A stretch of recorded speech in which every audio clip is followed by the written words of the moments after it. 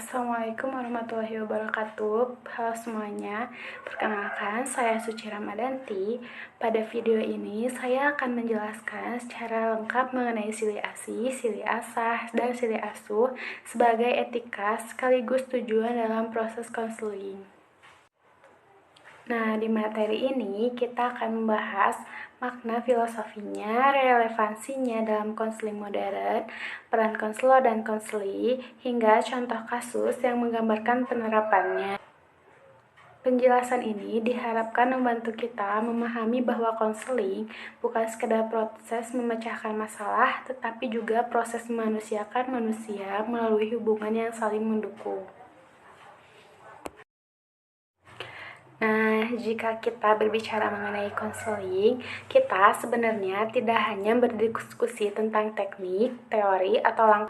Konseling pada dasarnya adalah hubungan manusia, yaitu hubungan yang dibangun melalui kepercayaan, empati, kepedulian, dan pemahaman yang tulus antara konselor dan konseli.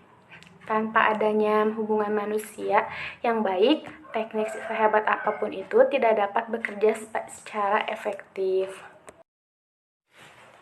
Disinilah nilai-nilai budaya Sunda lokal dapat memperkaya praktik konseling.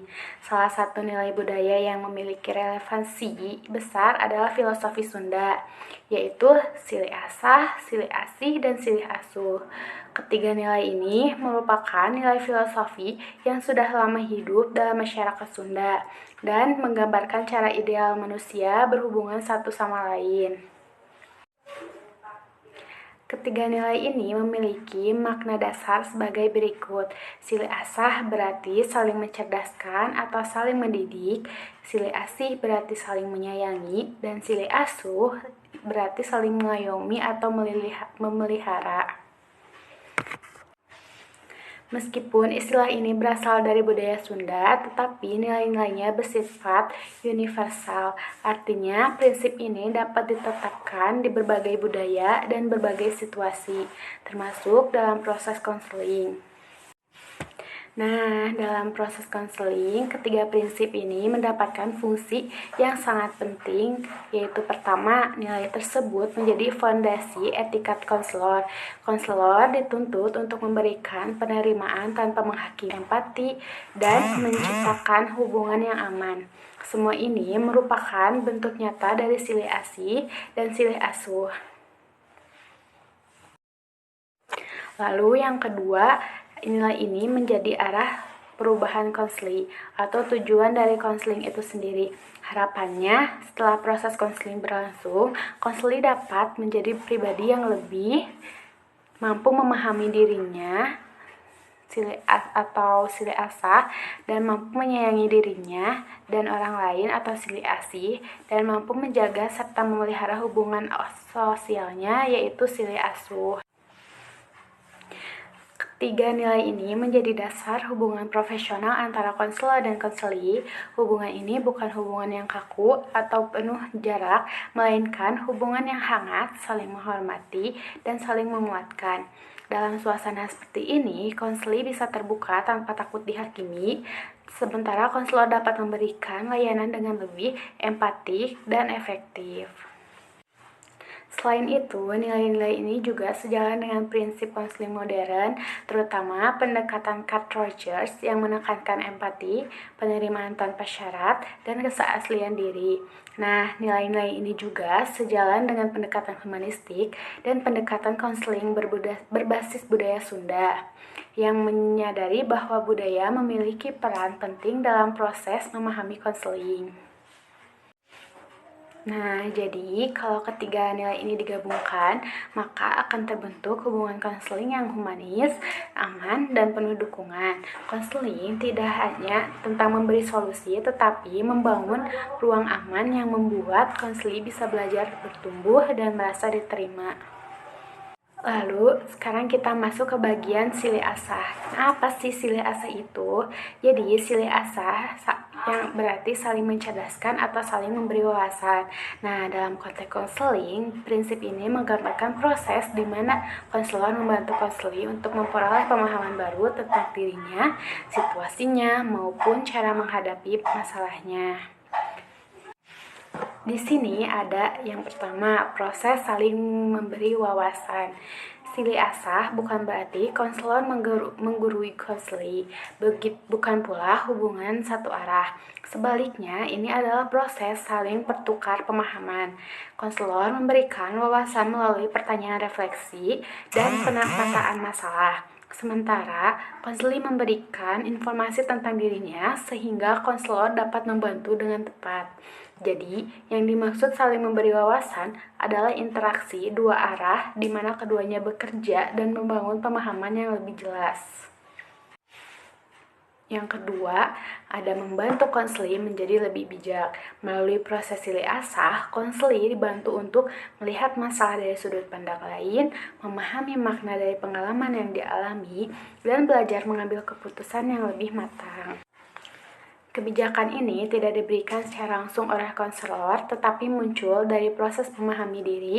Konselor hanya memfasilitasi agar konseli bisa menemukan jawabannya sendiri. Lalu yang ketiga ada membuka pemahaman dan kesadaran diri. Ini adalah inti dari silih asah.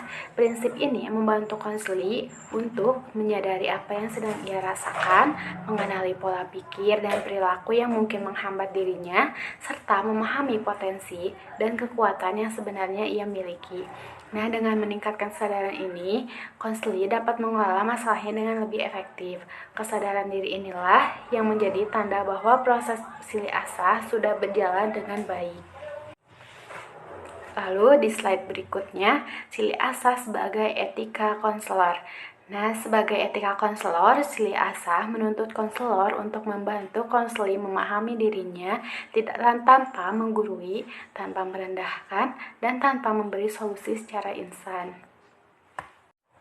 Yang pertama, ada menyampaikan pemahaman tanpa merendahkan. Seperti seorang konselor tetap harus memberi pemahaman atau penjelasan kepada konseli, tetapi caranya harus menghargai diri konseli.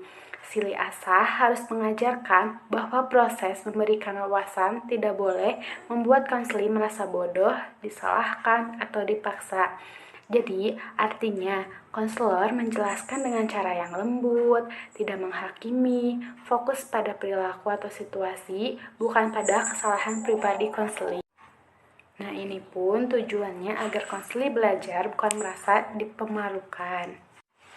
Yang kedua, menggunakan bahasa sederhana. Dalam etika silih asah, konselor harus menyampaikan penjelasan dengan bahasa yang mudah dipahami konseli, bukan bahasa akademis atau bukan bahasa yang membuat konseli bingung. Nah, dalam menggunakan bahasa sederhana berarti konselor harus menyesuaikan gaya bicara dengan usia dan latar belakang konseli.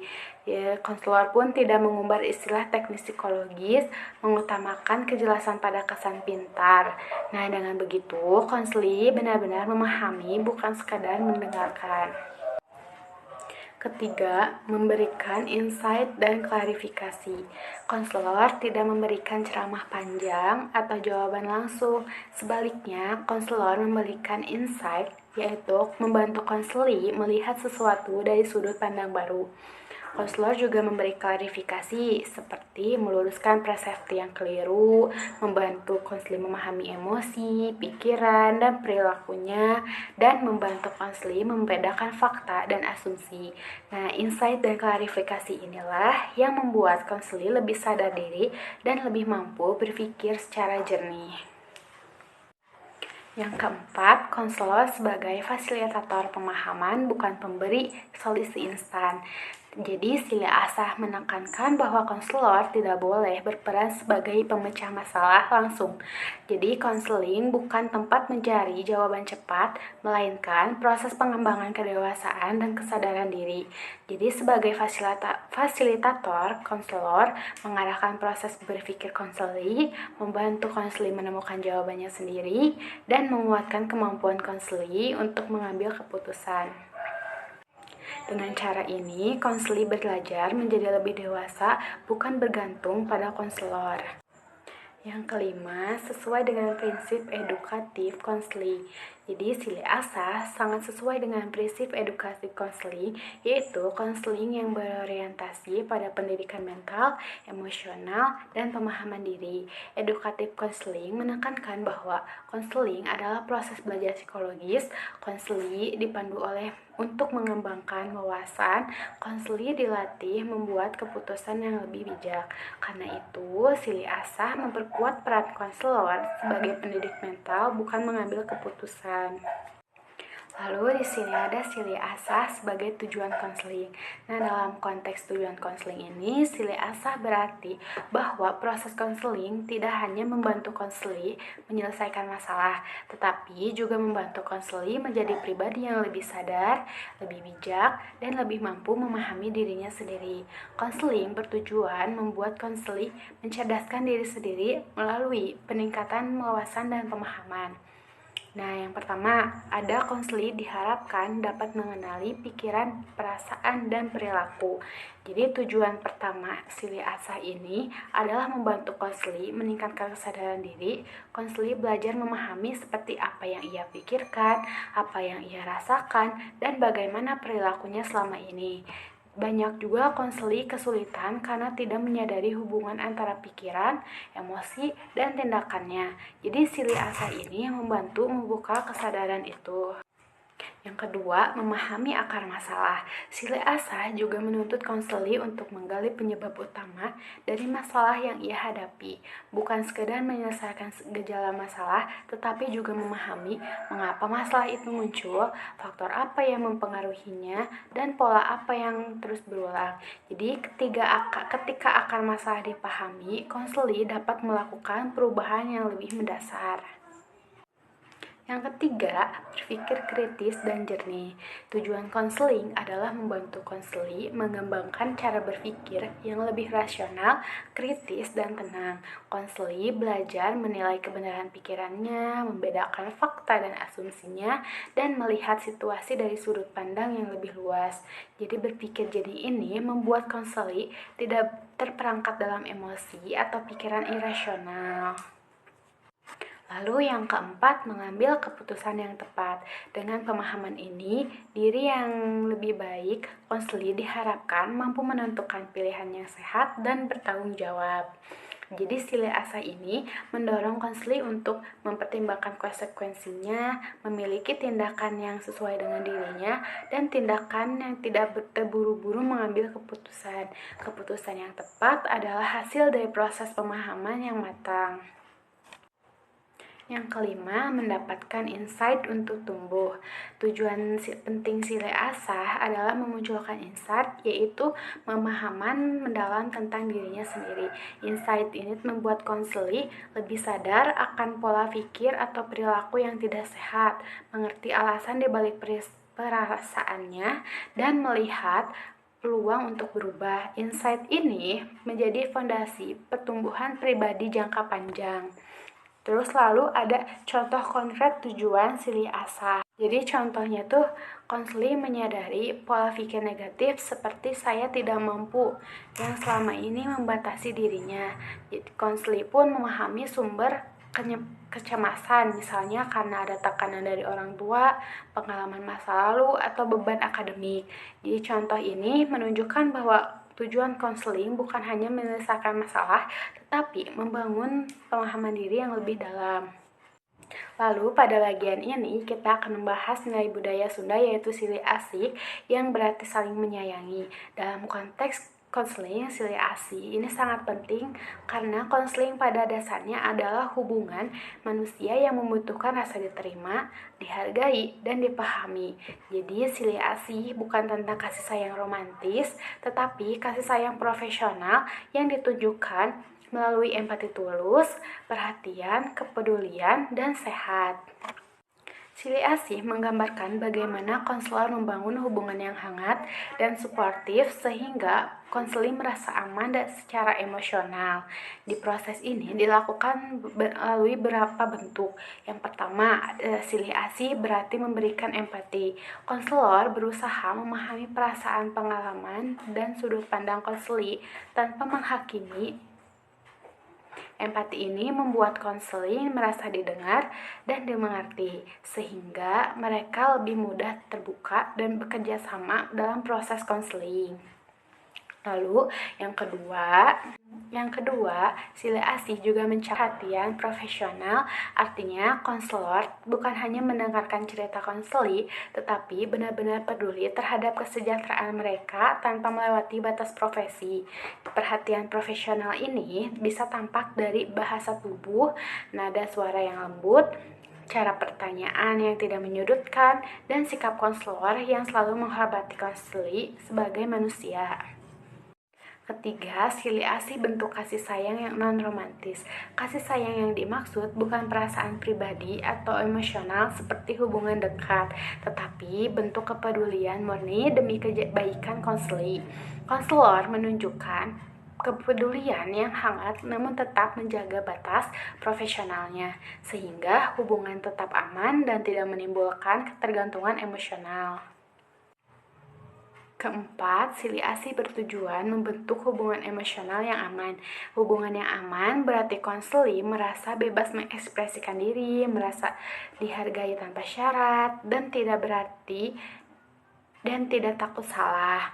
Jadi ketika hubungan emosional ini terbentuk, konseli akan lebih mudah mengeksplorasi masalahnya, mengakui perasaannya, dan menerima proses perubahannya. Lalu kita akan masuk ke pembahasan selanjutnya, yaitu Sili Asih sebagai etika konselor. Dalam konteks konseling ini, Sili Asih berarti bagaimana konselor menunjukkan kasih sayang profesional melalui sikap empati, hangat, dan penuh penghargaan terhadap konseli. Nilai ini menjadi dasar moral dan sikap kerja seorang konselor agar hubungan yang terbangun benar-benar aman dan menyembuhkan. Nah, yang pertama, Sili Asih menekankan bahwa konselor harus empati dan peduli. Empati membuat konselor mampu merasakan apa yang dialami konseli. Sementara kepedulian ditunjukkan melalui perhatian tulus kepada kondisi emosional mereka. Sikap ini membantu konseli merasa dipahami, bukan sekedar didengarkan secara formal. Yang kedua, konselor wajib tidak memahakimi. Dalam prinsip Sili Asih, tidak ada ruang untuk menyalahkan, memberi label negatif, atau mengkritik secara menyakitkan. Jadi, konselor harus menerima cerita konseli apa adanya, tanpa melihatnya sebagai benar atau salah. Sikap non-judgmental ini sangat penting agar konseli berani membuka diri tanpa takut salah paham. Yang ketiga, Sili Asih muncul dalam bentuk memberikan rasa aman. Konselor menciptakan ruang yang nyaman sehingga konseli merasa bebas bercerita, bebas mengekspresikan emosional, dan tidak takut jika pendapatnya keliru. Jadi ketika rasa aman ini terbangun, konseli dapat menjalankan proses konseling dengan terbuka dan jujur. Yang keempat, seorang konselor harus menjaga kerahasiaan konseli. Ini adalah etika yang sangat penting. Segala informasi pribadi, cerita, emosi yang diungkapkan konseli tidak boleh dibocorkan kepada siapapun tanpa izin. Dengan menjaga kerahasiaan, konselor menunjukkan rasa hormat dan kepedulian terhadap privasinya konseli itu sendiri. Kelima, Sili Asih menuntut konselor untuk menerima konseli apa adanya.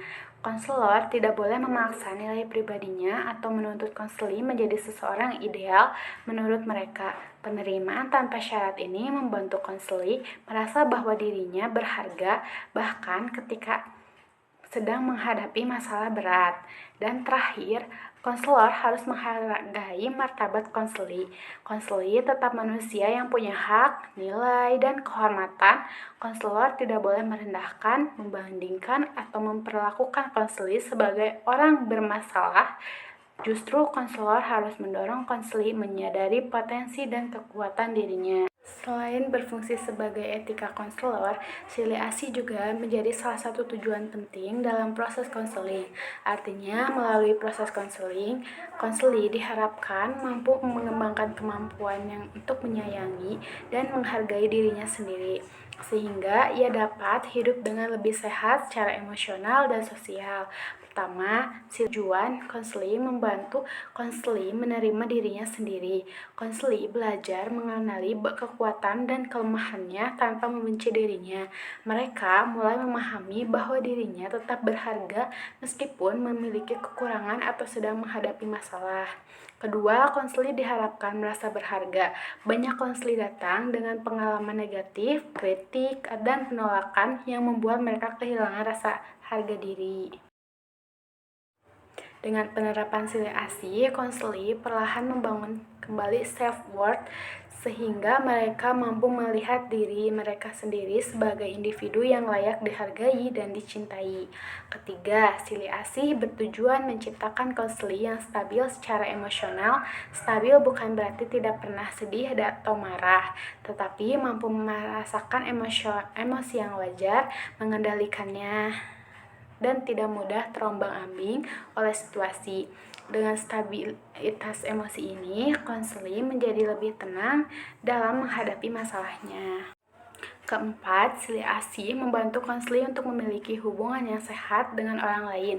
Jadi ketika seorang mampu menyayangi dan menghargai dirinya, ia juga dapat membangunkan relasi yang lebih positif seperti mampu berkomunikasi dengan baik, memberikan batasan dan menghargai orang lain dalam interaksi sosial. Kelima, Sili Asih sebagai tujuan konseling untuk membantu konseli mengurangi kecemasan dan rasa tidak aman atau insecurity.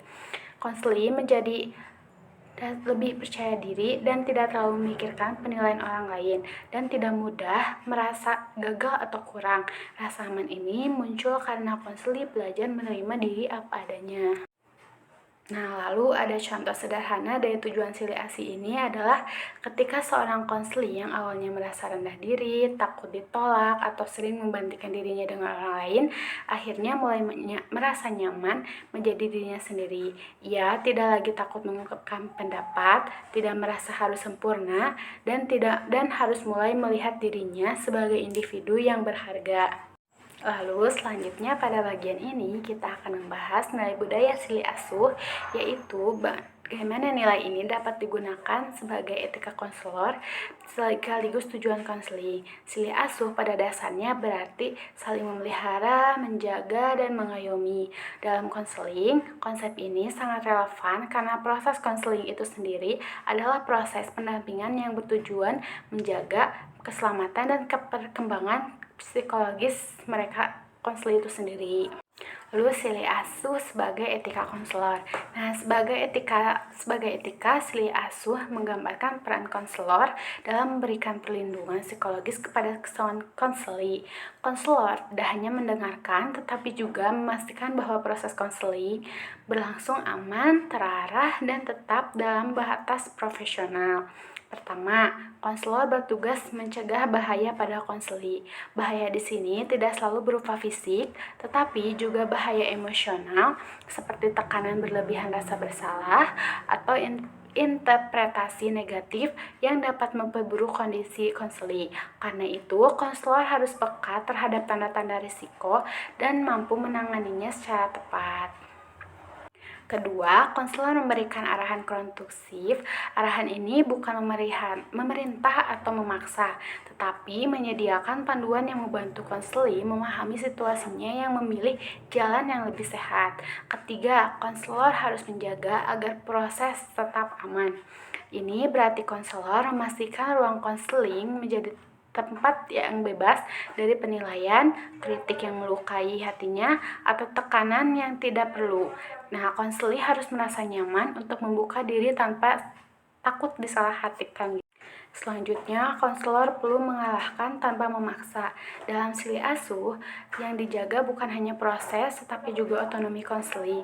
Konselor harus memberikan rekomendasi, membantu mengeksplor pilihannya, namun tetap menghargai keputusan yang dibuat oleh konseli itu sendiri. Dan terakhir, konseli menunjukkan etika silih asuh melalui pendampingan berkelanjutan. Konseling bukan sekedar satu kali pertemuan, melainkan proses yang memerlukan pemantauan, follow up, dan kesiapan konselor untuk terus mendampingi sampai konselor benar-benar stabil dan mampu berdiri sendiri. Lalu selain etika, silih asuh juga menjadi tujuan yang ingin dicapai melalui proses konseling. Artinya, proses konseling ini diharapkan melahirkan konseli yang mampu menjaga dirinya sendiri, baik dari segi emosi, perilaku, maupun hubungan sosial. Pertama, tujuan silih asuh adalah membantu konseling mengontrol emosi dan perilaku. Konseling belajar mengenali perasaannya, mengatur respon saat bertindak lebih tenang dan terarah. Misalnya, konseli yang mudah marah mulai bisa mengelola emosinya dan tidak lagi meledak-ledak. Yang kedua, konseli diharapkan menjadi pribadi yang bertanggung jawab. Mereka memahami bahwa tindakan memiliki konsekuensi dan mampu mengambil pilihan yang lebih matang tanpa menyalahkan orang lain. Ketiga, silih asuh membantu konseli membangun kebiasaan hidup yang sehat. Ini bisa berupa kebiasaan belajar yang lebih disiplin, pola tidur yang teratur, atau kemampuan menghindari perilaku-perilaku negatif yang merugikan dirinya sendiri. Nah, keempat, konseli diharapkan menjadi lebih tangguh dan adaptif. Nilai silih asuh mengarahkan konseli agar mampu menghadapi masalah, tidak mudah putus asa, dan bisa menyelesaikan dirinya dengan lingkungan maupun perubahan yang terjadi. Yang kelima, tujuan lainnya adalah kemampuan konseli untuk menjaga hubungan sosial yang baik. Konseli belajar berkomunikasi dengan lebih empatik, menghargai orang lain, dan menciptakan relasi yang harmonis dalam lingkungan sekolah, keluarga, dan masyarakat. Nah, adapun contohnya sebagai misalnya seorang konseli yang awalnya punya kebiasaan buruk seperti sering membolos, mudah marah, dan tidak bisa mengatur waktu. Setelah proses konseling ini berbasis silih asuh, konseli mulai menunjukkan perubahan menjadi lebih sabar, lebih bertanggung jawab, bisa menghentikan kebiasaan buruknya, dan mampu membangun interaksi sosial yang lebih baik. Lalu ada integritas nilai. Nah, jika ketiga nilai budaya Sunda ini silih asah, silih asuh, dan silih asih digabungkan, kita akan mendapatkan sebuah pendekatan konseling yang jauh lebih utuh dan manusiawi. Ketiganya saling melengkapi dan membentuk kerangka hubungan antara konselor dan konseli yang benar-benar mendukung proses perubahan. Silih asah memberikan dasar pencerahan dan edukasi, membantu konseli memahami dirinya dan masalahnya secara lebih bijak. Silih asih menambahkan unsur kehangatan emosional, penerimaan, dan empati sehingga konseli merasa dihargai dan didengarkan.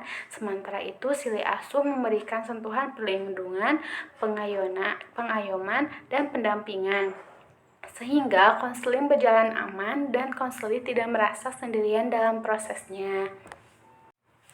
Ketika ketiga nilai ini diterapkan secara bersamaan, proses konseling akan menciptakan suasana yang humanis. Konseling tidak terasa kaku atau formal semata, tetapi menjadi proses antar manusia yang penuh penghargaan. Konseling tidak hanya dipahami pikirannya, tetapi juga perasaannya dan kemanusiaannya. Yang kedua, empatik. Konselor hadir dengan empati yang tulus, tidak menghakimi, dan mampu memahami pengalaman konseli dari sudut pandang mereka. Hal ini membuat konseli merasa diterima sepenuhnya. Lalu yang ketiga, aman. Nilai silih asih dan silih asuh memastikan proses konseling menjadi tempat yang bebas dari kritik, tekanan, maupun resiko emosional. Konseling merasa terlindungi secara psikologis sehingga berani membuka diri.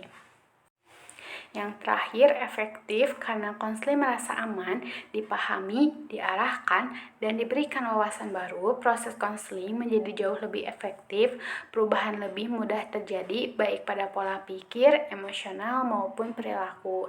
Jadi, integritas silih asah, silih asi, dan silih asuh bukan hanya menerapkan budaya lokal, tetapi juga memperkuat nilai-nilai inti dalam konseling modern. Ketiganya bersama-sama menciptakan hubungan konseling yang hangat, bermakna, dan benar-benar membantu konseling bertumbuh. Nah, jadi adapun kesimpulannya, silih asah, silih asi, dan silih asuh merupakan nilai kearifan lokal yang memperkuat proses konseling sebagai hubungan yang penuh empati dan tanggung jawab. Ketiga nilai ini membantu konselor dan konseli membangun interaksi yang saling mencerdaskan, saling menyayangi, dan saling memelihara. Dengan menerapkan prinsip tersebut, proses konseling menjadi lebih hangat, etis, dan mendukung perkembangan konseling secara menyeluruh.